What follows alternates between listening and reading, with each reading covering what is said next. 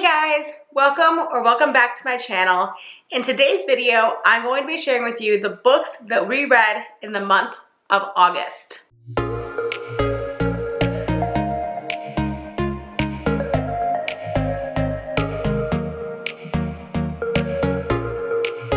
Like I said, welcome back to my channel and welcome if you are new here. I'm so glad to see you on today's video. My name is Heather McCarthy and I am the homeschool mom of a 3-year-old little girl.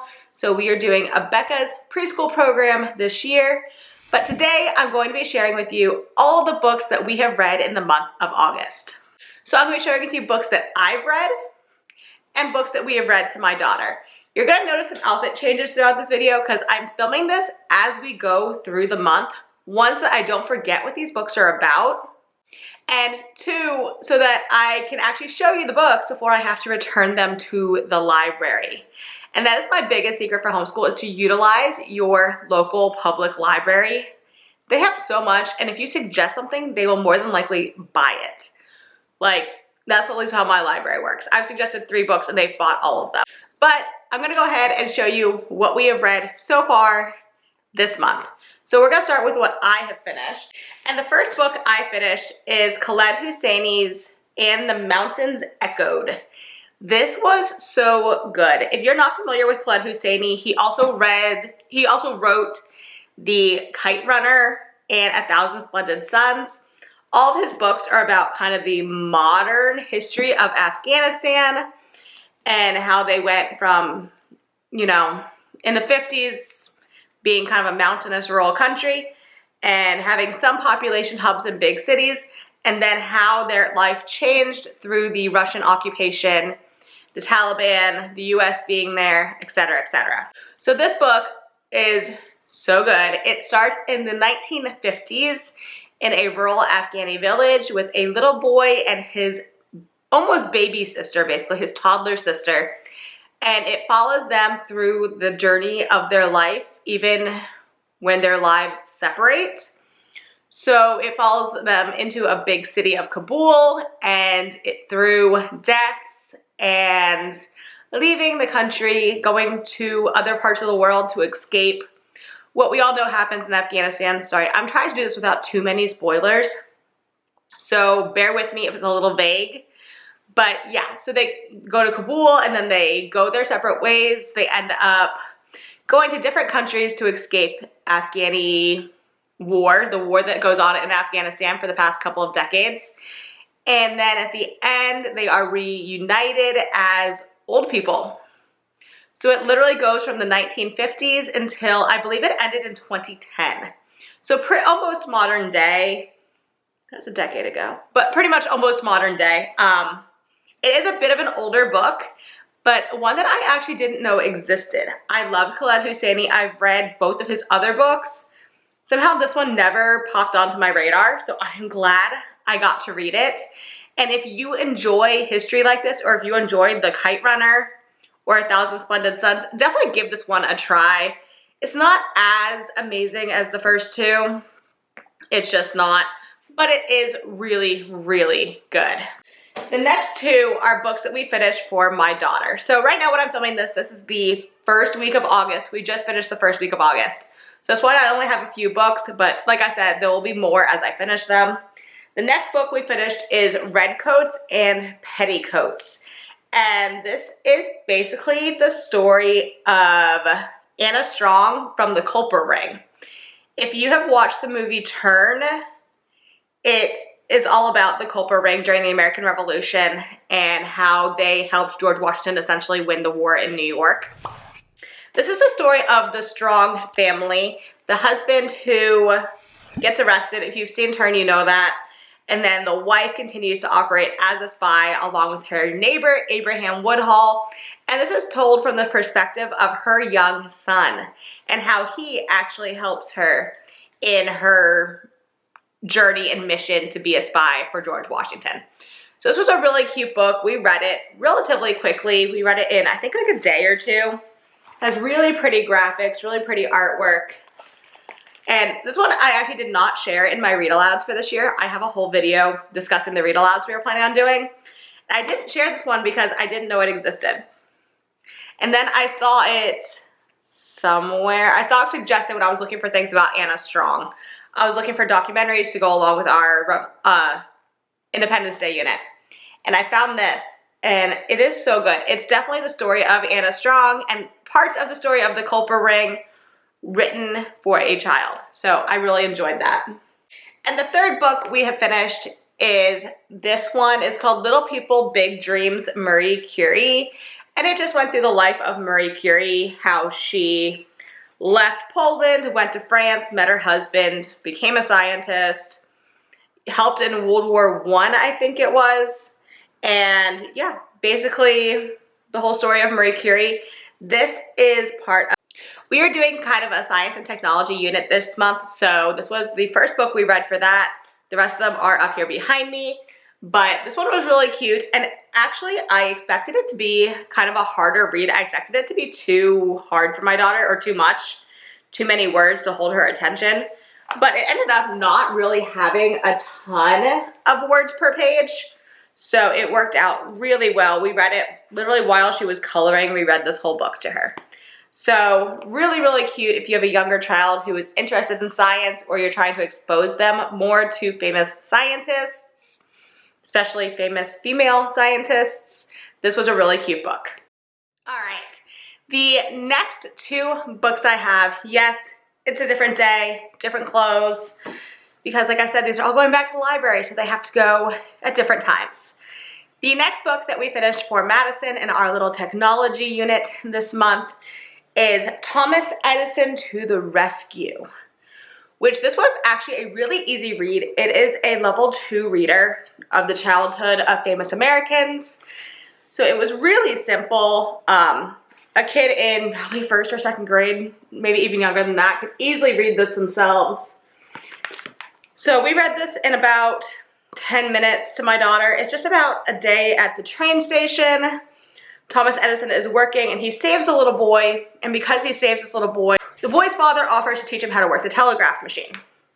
So that was pretty much the entire book. It's not personally one that I would have picked. I don't think it taught you anything about Thomas Edison. To be completely honest, it was just a story involving Thomas Edison. But my husband picked out the books for this month, and this is one of the ones that he picked. I think it ended up being easier than he thought. I don't think he knew what the ready to read to meant. But it was cute. It was just very simple and didn't really have a ton of information about who Thomas Edison is, which is what I think we were looking for. But if you're looking for a good, easy read for a beginning reader, this was cute, and it was a good, easy read. The next one I have is one of my books. This is from my friend, the Science Mama's, Goodreads book club. She does it over on her channel. I'll link her channel down below if you want to go check it out. She does a book club every month, and this was the book for August. It's August, right? And this is The Nature of Fragile Things by Susan Meisner. And this is actually brand new. I was not aware of that when I reserved it. But guys, this was so good. It is about an Irish immigrant who moves to New York, lives in a tenement, hates it, and then answers a newspaper ad looking for a wife/mother in San Francisco for this newly widowed man. So she packs up, she moves to San Francisco, she marries him, and then the great earthquake happens. The San Francisco earthquake happens. And the aftermath of that and some of the things that come out, again, I'm trying not to give bloopers, so I'm trying to be really vague. But there are a lot of things that change in this book. This man is not who she thought he was. She thought he was just a lonely widower, and it turns out to be so, so much more than that. It just turns into escaping this tragedy, this, earthquake that turned into fire, and we all know that that's, history. Escaping that, and then learning all these things about her new husband, and meeting other people who are tied to her husband that she didn't know about, and that are tied in ways that shouldn't be. It's just a really good book. I would highly recommend it to anyone who likes historical fiction with a bit of suspense and drama, because this really, it had me on the edge of my seat finishing this book. I can't actually believe the way it ended. I read along through the whole book was pretty much thinking what the main character was thinking. Like, yeah, that's what has to be happening. And at the end, it's a complete 180. And the complete opposite thing happened than what you thought was happening.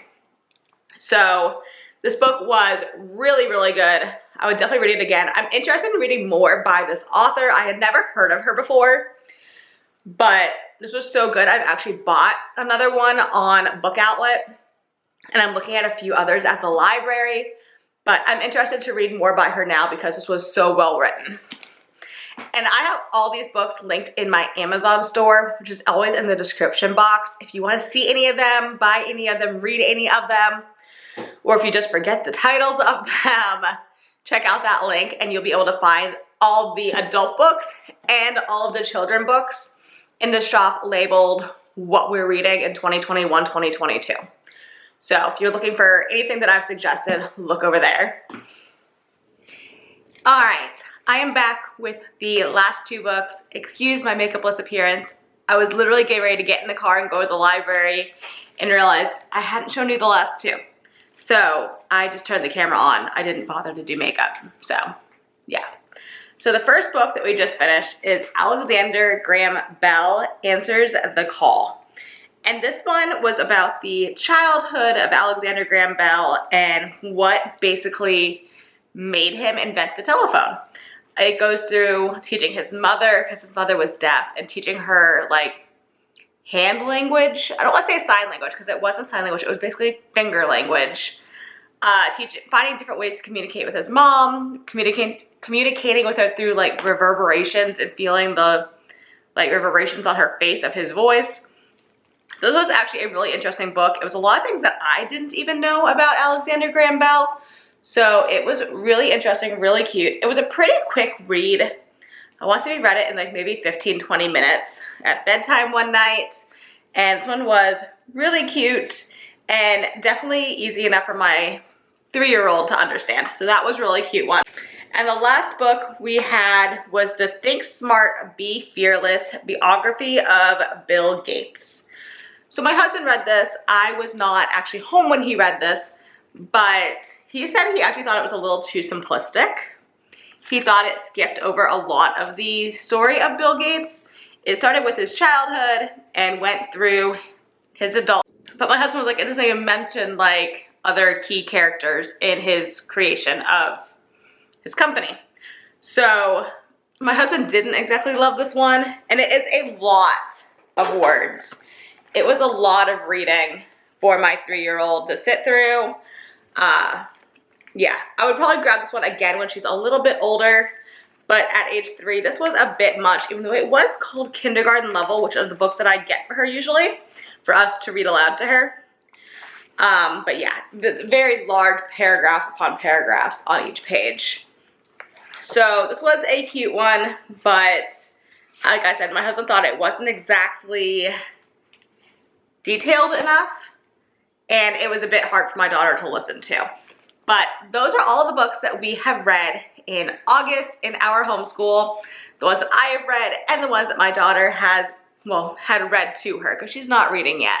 If you guys want to see more videos sharing what we've read, give this a thumbs up and let me know down below. Also comment and let me know what you guys read this month in your homeschool or for yourself as mamas.